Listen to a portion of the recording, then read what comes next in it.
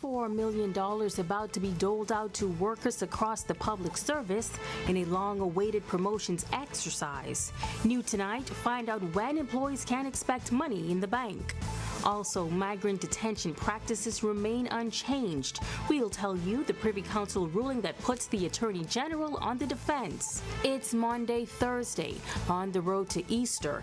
Coming up in world news, Supreme Pontiff Pope Francis washes and kisses feet in the rite of Holy Thursday. The significance is straight ahead. And then in our news at 7:30, through the roof, air arrival numbers are growing this Easter holiday as thousands of travelers pass through the country's main gateway. Our news live at 7 starts now.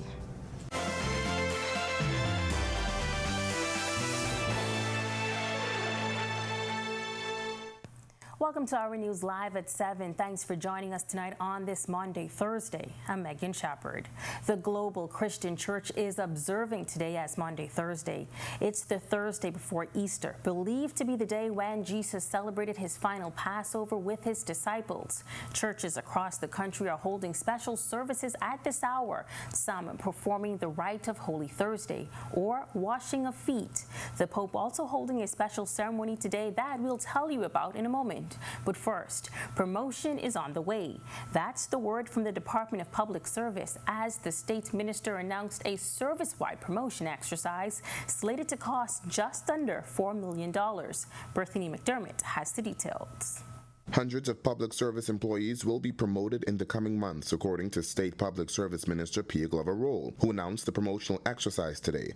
The promotion, she says, will come into effect in the next budget cycle beginning July 1. The persons that are currently pending promotions totals a couple hundred people, which will equate to approximately a little under $4 million. The last service-wide promotional exercise was in 2014 under the former Christie administration. While she says these exercises should take place every 2 years, it hasn't happened due to budgetary constraints. But she says the promotions won't come without qualifications. So this exercise speaks to clerical levels, which is a vast majority of the public service. Of course, they have to qualify, the suitability, their academic qualifications. None of these things will be, all of these things will be still taken into consideration. Glover-Roll says the public service is faced with not having sufficient middle-level officers, but she explains there is a process. As we start today, an announcement, a circular will go out calling for recommendations from all ministries.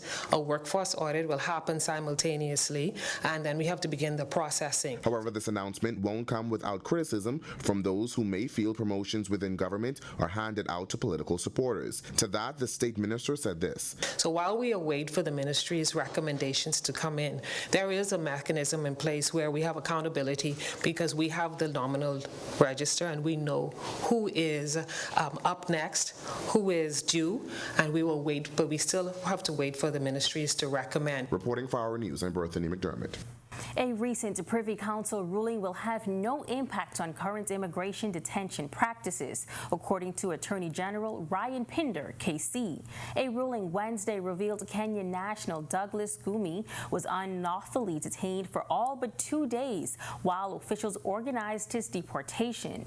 Pinder's comments came during the Office of the Prime Minister's weekly press briefing. No, it wouldn't be changed because we have been abiding by the law since coming to office in these types of matters, and we will continue to abide by the law.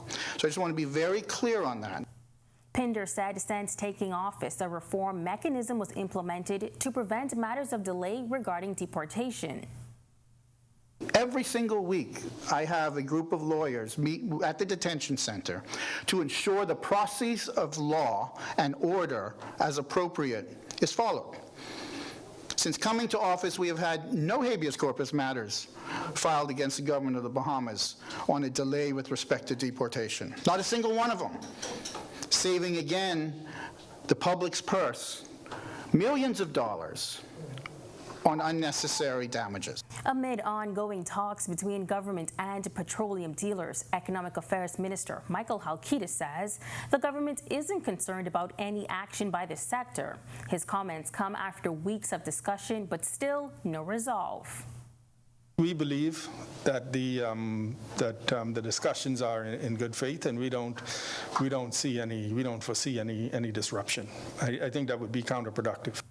Halkida says the issue is a complex one, but maintains the government will not make any decision that could result in an increase at the pumps. He says both the retailers and wholesalers have submitted proposals that are being reviewed.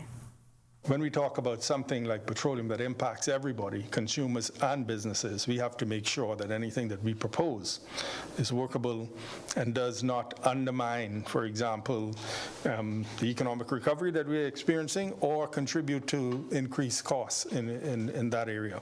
And so in terms of timelines, we appreciate everything is urgent, but we have to make sure that we are very deliberate in what we consider. Well, much more to get to tonight, including a new police chief in Grand Bahama. We'll tell you who in a moment, but for now, if you've got plans for this long holiday weekend, be sure and keep up to date with the forecast. Joining us now from the Weather Center with more on what you can express across the islands this weekend is meteorologist Greg Thompson. Good evening, Greg. Thanks, Megan, and welcome everybody for our first look at weather on this beautiful but warm Thursday evening. Temperatures still in the upper 70s with a few clouds out there. It's breezy on the outside. The winds out of the east-northeast at 16 miles per hour, and your feels-like temperature also at 79. Temperatures around the islands tonight right now at 79 in Freeport, also in Marsh Harbour, Abaco, here in the capital, Great Harbour Key. We pick up 81 in Alistown, Bimini, Nichols Sound 80 over in Governor's Harbour. You guys are 78. Central Bahamas 80 there in Kemps Bay, 78 in Arthurstown, Cat Island, as well as Cooperstown, San Salvador, and both of you guys have some showers in the nearby vicinity. 79s in Georgetown, that's in the Exumas, Deadman's Key, Long Island, also 79. And into the southeast Bahamas, 79 in Duncantown, Ragged Island, as well as Colonel Hill, Cricket Island, and Abrahams Bay. 78 in Delectable Bay. Over in Providenciales, you guys are 80, and down in the deep south, Matthewtown, Inagua, you round out our temperature profile at 80. Satellite view, that ridge of high pressure is slowly sliding out towards the east. That's paving the way for some moisture near the southeast Bahamas. That's all associated with a low-level trough. That should get near the southeast Bahamas by tomorrow, so we're looking for some increase in shower activity across that vicinity by that time frame. That's your first look at weather. Stick with us. A look at your extended forecast is still to come. Still to come on Our News Alive, helping to make the 50th Carifta Games happen this holiday weekend. Grand Bahama is now under a new police chief. Our team was at the official handover this morning in Freeport. And later, find out how what you wear can help save the planet. That's coming up when Our News returns. Oh, it's your thing. Do what you want to do. It's your thing. Do what you want to do. Oh, it's your thing. Do what you want to do. Shareholders are very happy. Oh, it's your thing. Do what you want to do.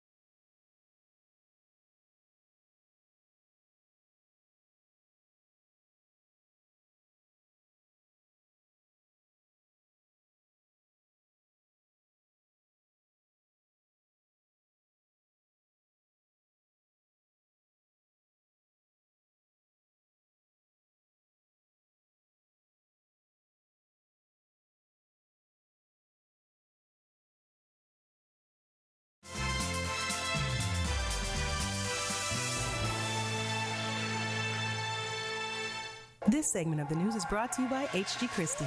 List your home in Grand Bahama with H.G. Christie. Visit our new office in the Port Lakaya Marketplace. H.G. Christie, celebrating over 100 years of service.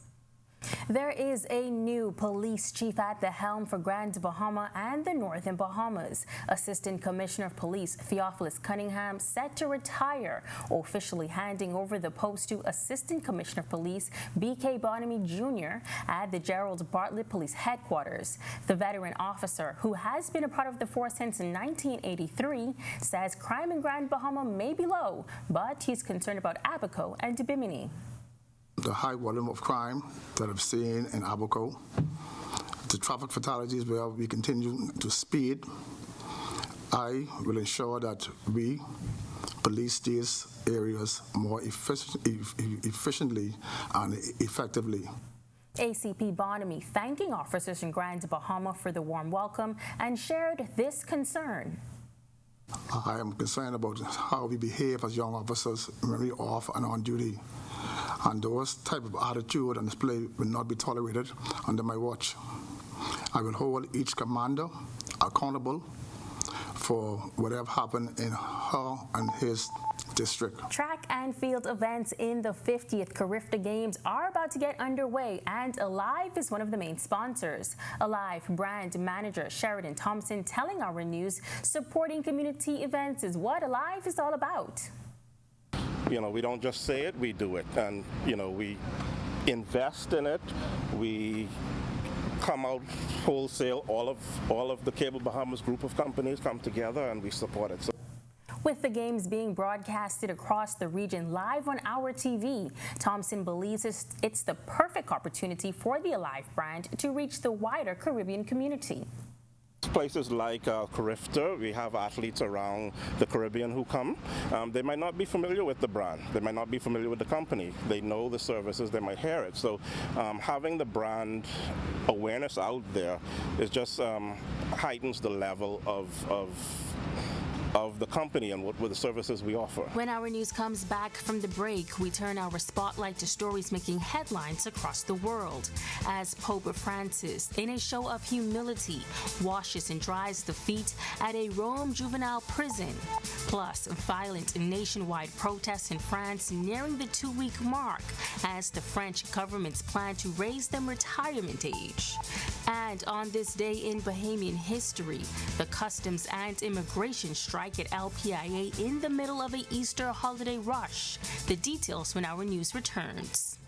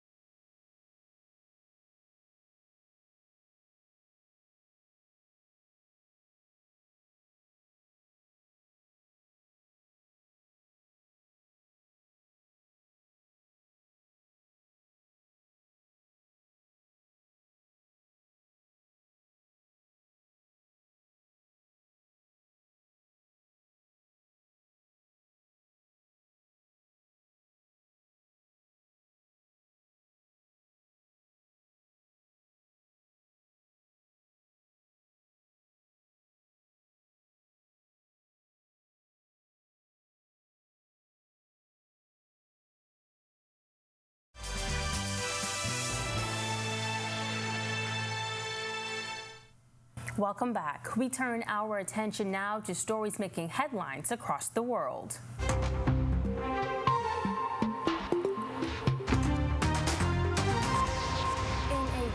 Thursday ritual symbolizing humility, Pope Francis washed and dried the feet of a dozen residents of a Rome juvenile prison, assuring them of their dignity. The Casal del Maro facility on the outskirts of Rome is the same juvenile prison where Pope Francis performed the first feet-washing ritual of his papacy. The ritual recalls the foot washing Jesus performed on his 12 disciples at their Last Supper together before he would be taken away to be crucified. Meanwhile, this Holy Week marred for the Archdiocese of Baltimore as a years-long investigation revealed more than 150 Catholic priests and others associated with the Archdiocese sexually abused over 600 children. The state report revealing the abuse lasted for 80 years and accuses church leaders of decades of cover-ups. One deacon admitted to molesting over 100 children. The Maryland Attorney General's office says the number of victims is likely far higher.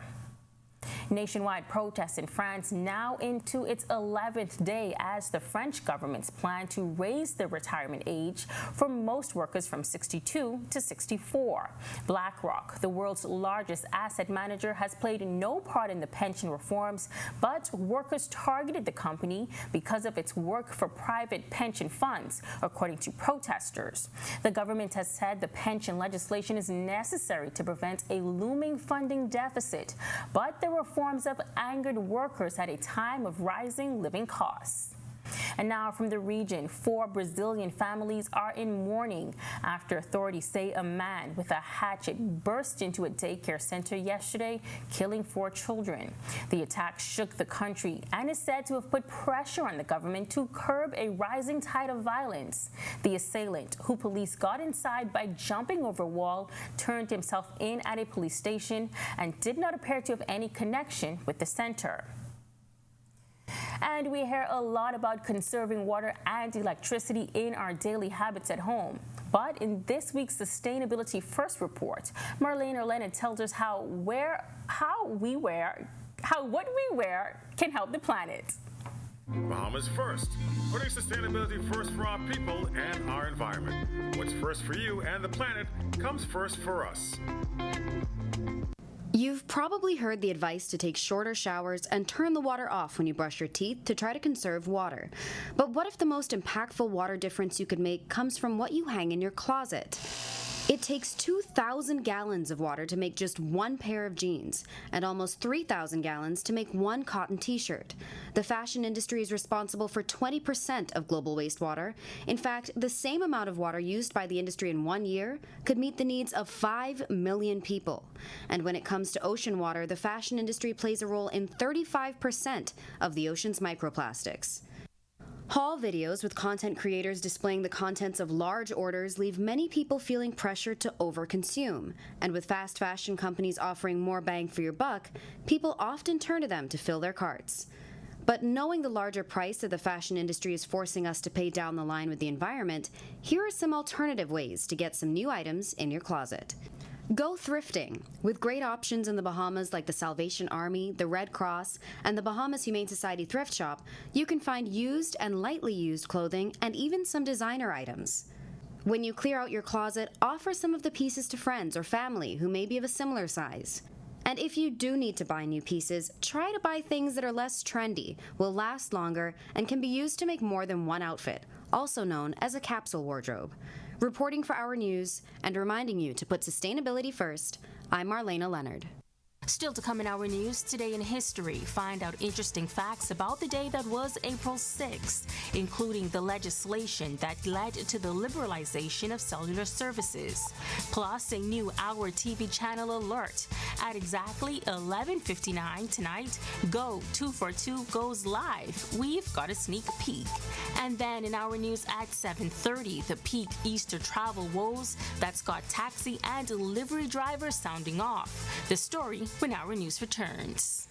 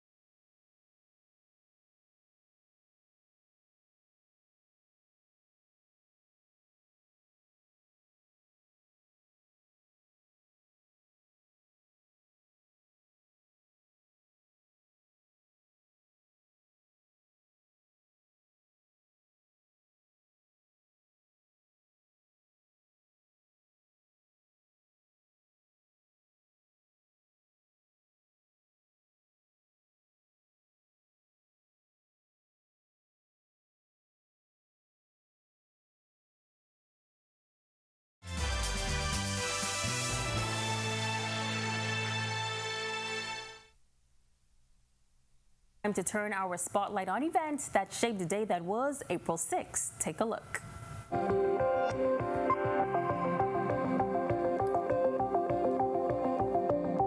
On this day in Bahamian history, in 2011, the Bahamas Telecommunications Company Limited was privatized through the sale of 51% of the public corporation and management to Cable and Wireless. The purchase by London-based company cost $210 million. 3 new acts facilitating the privatization were passed by Parliament and made way for the liberalization of cellular services. In 2021, customs and immigration workers were in day 2 of a nationwide strike in Nassau. Union members demonstrated at Lynden Pinling International Airport, protesting a myriad of industrial issues. The members simply have reported to work in the normal work environment, and we are simply exercising our rights. We are committed to, we have been resolved to, along with the members, simply continuing this demonstration until there's some resolution to our issues. Then in 2014, the Royal Bahamas Defense Force announced the discovery of the remains of 4 bodies on Anguilla Key. According to the Defense Force, they were found under tires that had been set ablaze to burn the bodies. After an investigation, it was determined that the bodies were 3 males and 1 female. Authorities said they suspected the human remains were of Haitian migrants, but could not be sure as they were burned beyond recognition. 6 years later in 2020, while under COVID-19 emergency orders, the Ministry of Health confirmed 2 new cases of the novel coronavirus. This as then Prime Minister Dr. Hubert Minnis announced another 5-day lockdown. The new cases brought the total confirmed cases to 33 at the time. And finally in 2021, Apostle Julian Johnson charged with intentional libel after he accused Police Commissioner Paul Roll of sexually assaulting female officers in a Facebook Live broadcast the month prior. He was released on $1,000 bail after spending a night in prison. Johnson denied the charge, and prosecutors dropped the case the following July.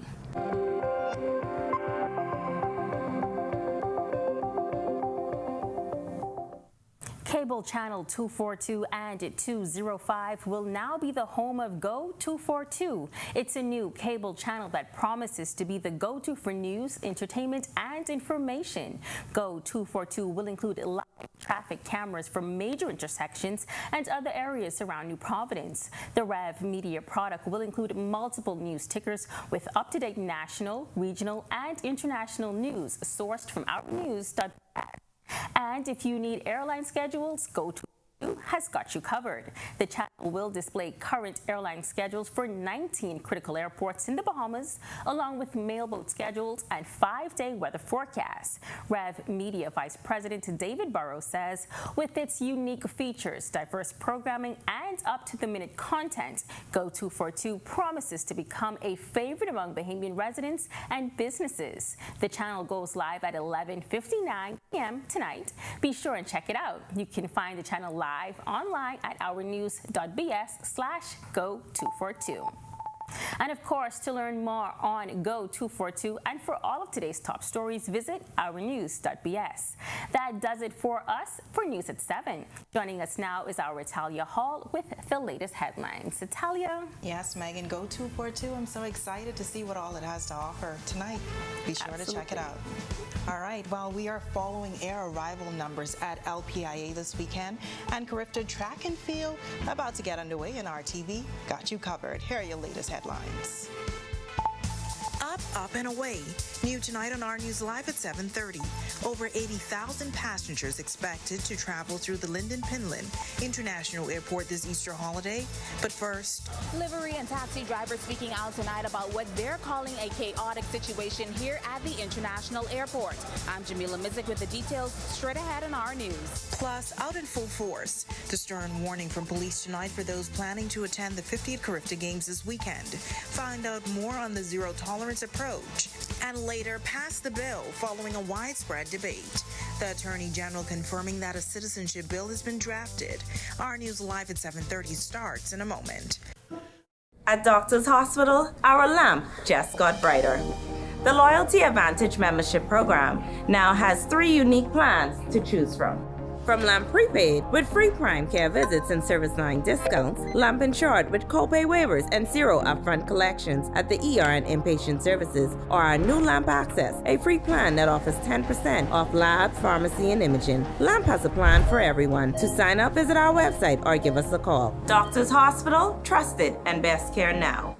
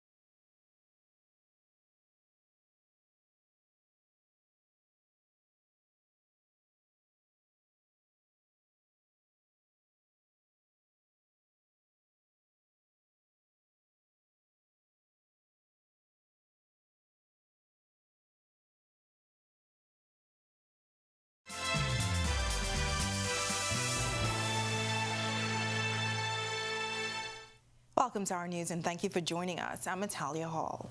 Christians around the world are preparing to celebrate the most sacred period of the liturgical calendar. Today is Maundy Thursday. This is the Thursday before Easter, believed to be the day when Christ celebrated his final Passover with his disciples. Churches across the country are holding special services at this hour, some performing the rite of Holy Thursday or washing of feet. And now to news. As thousands of passengers are expected to travel through the Lynden Pinling International Airport this Easter holiday weekend. I spoke with the Vice President of Operations at the Nassau Airport Development Company, and he says the airport's performance has been very strong following spring break, and that performance is expected to continue over the next several weeks. In 2019, we did on Easter Thursday or Maundy Thursday through Easter Monday, we did about 75,000 passengers over that weekend. We're certainly expecting to be around that number, between 70 and 80,000 passengers based on the demand that we've seen over the last few weeks. And so we're looking for a really busy weekend. Vice President of Operations at the Nassau Airport Development Company, Jonathan Hanna, says preparing for a time like this takes weeks of planning. We look at past projections and past forecasts, and because we have to look at what the airlines are seeing, so we work with them and in tandem with them, and then we send out a passenger forecast days in advance to be able to say, okay, based on the expected demand, to allow the various stakeholders to plan for staffing levels. And he says due to the demand that's expected, there are several contingency plans in place. If parking lots get too full, we switch to another lot and communicate that information in real time. So there's a number of plans and backup plans to those backup plans to make sure that we stay efficient and operational. And for those who are traveling this holiday weekend, Hannah says you should be at the airport at least 3 hours ahead of an international flight. It's just not here. It's the entire, whether you're abroad, the airports will be busy. You should expect to see some queues and longer lines than normal. But again, we certainly will be working as hard as we can to move people through as safely and as efficiently as possible. And so we encourage persons to get here as early as possible. And if you haven't booked tickets yet and you have some flexibility in your travel, feel free to book outside of the peak hours. So the peak hours for us are between 11 a.m. and 3 p.m. And so we certainly encourage persons to, if you have some flexibility in your travel, to book outside of that window. And transportation drivers at the International Airport sharing a collective voice tonight, speaking out against what they say is the lack of proper officials in place to assist with smooth operations at peak travel time. Jamila Mizik reports. I've been working down here 38 years. It's going to be 39 years this year, and this is the worst I've ever seen this airport run this way. Livery and taxi drivers speaking out today as they say there is no law and order here at the international airport. The drivers claim it's been days since they've seen the appropriate authorities in place to monitor the activity at the Lynden Pindling International Airport. And with thousands of passengers passing through the #1 gateway, they say it's a great challenge. Right now, we are at a critical point. There's no road traffic here reporting to duty, and even in the afternoon when they do come, they work half a shift. You have renegades that come and go all day taking jobs to return, and you have people that put their number on the board and waiting and can't get a job. It's unfair what's going on in this country. The gateway of the country, thousands of people coming in, Easter weekend, Carifta, and could you imagine no authorities? But the livery drivers aren't the only ones facing challenges. Taxi drivers are also in uproar. When there's no officers here, what we then have to do is fight for our fares, okay? So you can imagine what that is like. It becomes reckless. And at any given time when this door swells, there was a whole gang of hackers, livery hackers, who go in there and just take the tourists out, drag them out by their bags, and take them to God knows where, charge them God knows what, and then the taxi driver is left with no fare to go home with. Our news reached out to NAD officials who said that over the past 2 days, NAD has been reaching out to the Road Traffic Department in relation to having an adequate number of officers present at the airport's commercial lane. However, road traffic has not been able to provide the requisite number of officers, leading to challenges on the commercial lane. Reporting for Our News, I'm Jamila Missick. Thanks, Jamila. In less than 24 hours, the Bahamas will host the 50th Carifta Games at the Thomas A. Robinson National Stadium, and officials at the Royal Bahamas Police Force are stressing that there will be a heavy presence with police in the surrounding areas to ensure the safety of all. The games will commence with an opening ceremony at 4 p.m. tomorrow. An officer in charge of public safety and operational support, ACP Craig Stubbs, says there will be strict traffic management in place beginning at 1 p.m. You're going to have traffic diversions along the Bahamas Game Boulevard, University Boulevard. We ask the motoring public and those who will be pedestrians who will be joining the games, we ask you to kindly listen to the officers as they give instructions as to traffic diversions. He's also warning those who plan to attend the games to leave anything that can be used as a weapon at home. Police are also advising attendees to secure their vehicles by leaving valuables at home. ACP Stubbs says police will tolerate no disruptions. You can cheer on, but you must be mindful that you can't be abusive, whether it be verbal or physical, towards any other participant or spectator who is viewing the game. You're going to see patrols, whether it be foot or mobile patrols, for the duration from the extent from Blue Hill Road to Tonic Darling Highway to Belleville Avenue, all the way down, all the way to the University Boulevard. So we're asking you to be respectful. All right, we've got much more to get to in a moment, but for now, it's time for your first check on temperatures. Joining us now from the Weather Center is meteorologist Greg Thompson. Good evening, Greg. Thanks again, Natalia. Welcome everybody for a quick check on conditions outside our studio. 79 degrees under a few clouds and breezy conditions. Your winds are out of the east-northeast at 16 miles per hour, and your feels like temperature is at 79. On our satellite, ridge of high pressure still dominating our weather. That's going to continue to keep us pretty quiet throughout the night. A couple isolated showers expected, but we're watching a low-level trough approaching the southeast Bahamas, looking for some increasing shower and some clouds across that area by tomorrow as the system gets closer. That's your quick check on weather conditions around the island. Stick with us. Look at the extended forecast is still to come. Still to come on Our News, a citizenship bill has been drafted. That confirmation coming from the Attorney General following a widespread debate across the country. His comments are straight ahead. Plus, the countdown is on to the 50th Carifta Games, a corporate company partnering with RTV as a diamond sponsor for the live broadcast. Our News continues in a moment.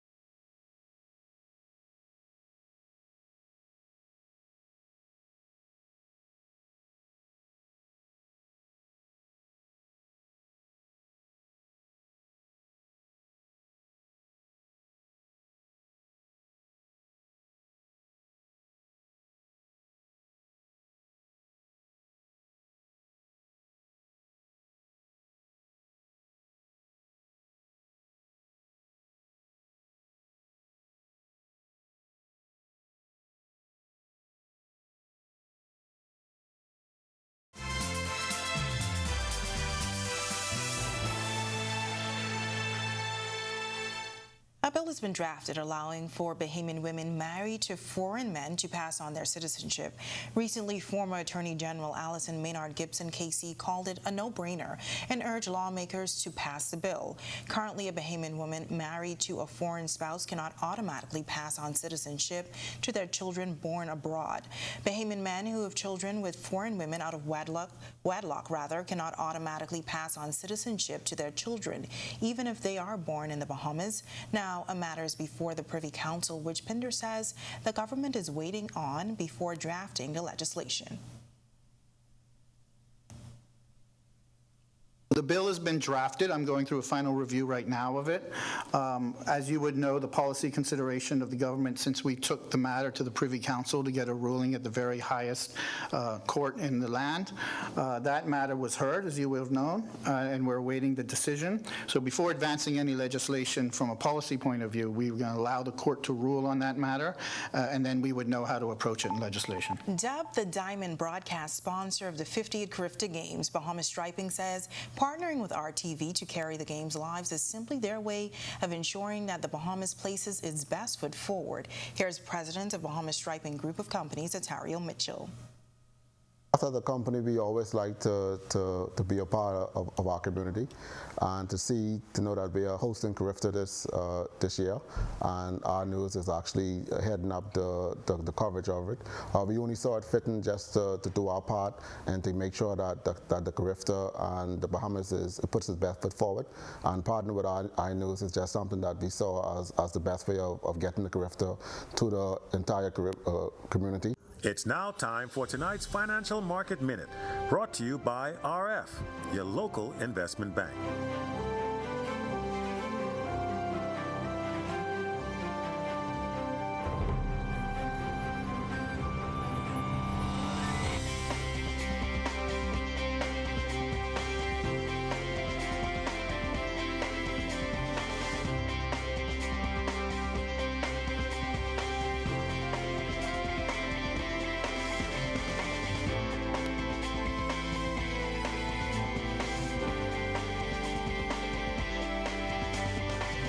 This has been your Financial Market Minute.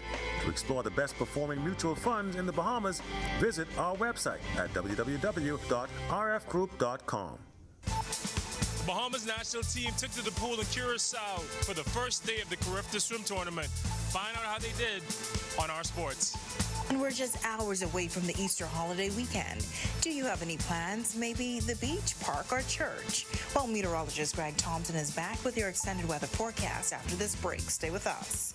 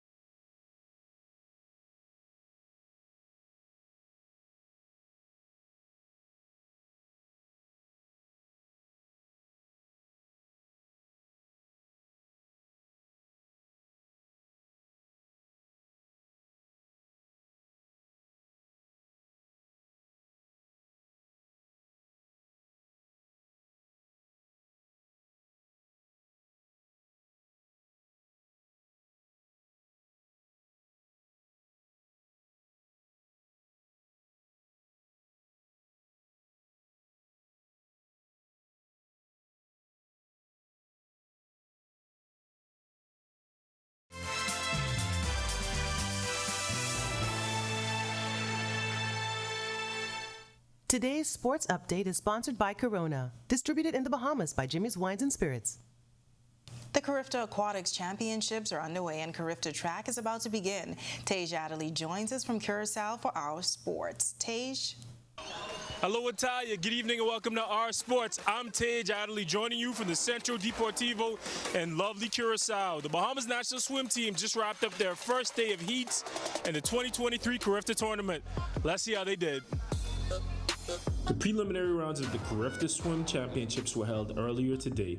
Swimmers with the fastest times are now headed to the finals. Among them were Layla Lewis and William Farrington. For the 800 free, I felt pretty good in that. I tried my hardest. And for the 100 fly, even though I made the finals, so I'm very happy about that. I'm ready, I'm excited, I'm ready to race. The meet may be happening now, but the opening ceremony for the games were actually last night. Our Sasha Lightborn was there and she has this report. And just like that, the 36th edition of the Carifta Aquatics Championships were officially opened. With the traditional march, athletes from 21 countries entered the city center, preceded by one of Curaçao's drum bands. Officially opening the games was Curaçao's Minister of Education, Science, Sports and Culture, Satri Van Hadern. Also bringing remarks at the opening was President of Curaçao's Aquatic Association, Mrs. Nercio. Organizing Carifta took us less than 6 months because we have Christmas, we have Carnival, but we love this sport. Our very own State Minister for Education, Zane Lightborn, also brought remarks showing a certain level of bias for a certain team. So you will hear our Junkanoo bells and whistles, our cow bells and whistles, and we may get some drums out there because as the defending champions, it's special to us. We are celebrating 50 years of our independence. But not to be outdone was the Cayman Islands' Minister of Youth, Sports, Culture, and Heritage, Bernie Bush. I am hoping that in another year or two, you all will be reciprocating and coming to the Cayman Islands for Carifta. I'm working very hard on that. I, too, have a little bias, especially for that blue right there, so. The championships got underway at the Enith Brigatha Pool in Williamstead today and will continue through till next week. Reporting from Curacao for Our News, I'm Sasha Lightborn. Thank you, Sasha. Meanwhile, in New Providence, teams are making final preparations for the 2023 Carifta Track and Field Championships. Our Joshua Williams stopped by the practice sessions today. He has this report. No playing, no fun and game. It's all seriousness. Teams from across the Caribbean and Team Bahamas filed into the Thomas A. Robinson Stadium this morning to tighten up their game plans as they prepare for the 50th Carifta Games this weekend. From stretching to getting pep talks, those athletes we spoke to say they are ready to give the games their best shot and compete at the highest level. The competition is really stiff, I could say that. And I'm never scared, so I'm going to do my best. I feel Team Trinidad are going to be great, amazing. This is one of the best teams coming out there, so high expectations. We're going to do great. We have been preparing a long time, so I know we're going to do great. Everybody is good in the own event, and yes. Coaches also shared they're happy the Bahamas is hosting this year. I was here before, and I think that the Bahamas always have a special games, and this year with the 50th anniversary. We're very excited to be here.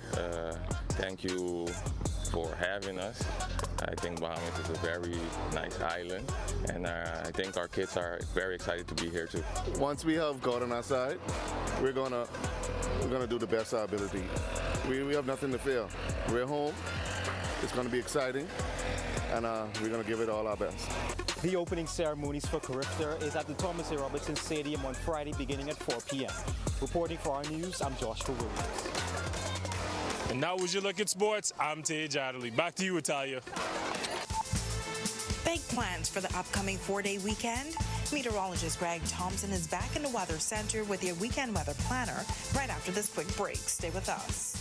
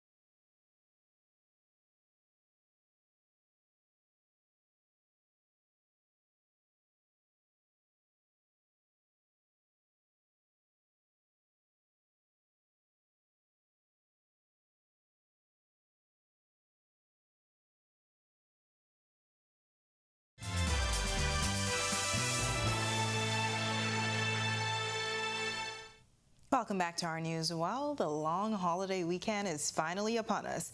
And if you've got beach plans, you may want to keep a close eye on the forecast. Greg is back with a look at the weather forecast. Good evening again, Greg.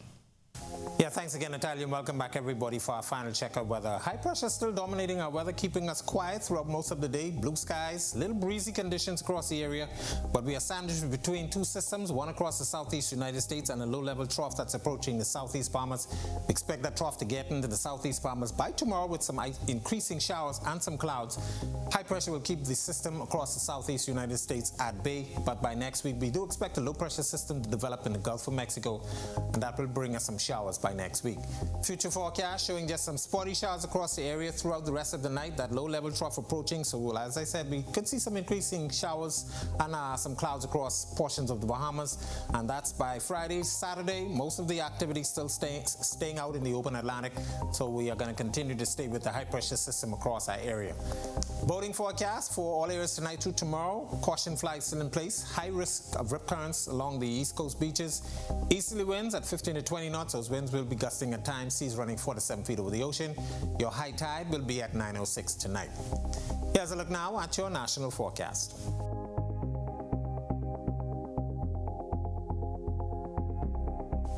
In your extended forecast, some showers in the forecast, mostly spotty as that system gets near us, but by the weekend, conditions improving, and then as I mentioned, by next week, we expect a low-pressure system to bring us some showers by Tuesday through Thursday. That's a look at our weather. Make it a safe evening, everybody. All right, thanks, Greg, and thank you for joining us for our news tonight. On behalf of the entire team, I'm Natalia Hall. Now, be sure to stay tuned to our TV and the Cable Bahamas Network on channels 205, 212, and 243 this entire weekend for live coverage of the 50th Carifta Games from the Thomas A. Robinson National Stadium. Coverage of the game starts tomorrow at 4 p.m. with the opening ceremonies. That's channels 205, 212, and 243. With that, have a safe holiday weekend. All right, Charlie, we are done.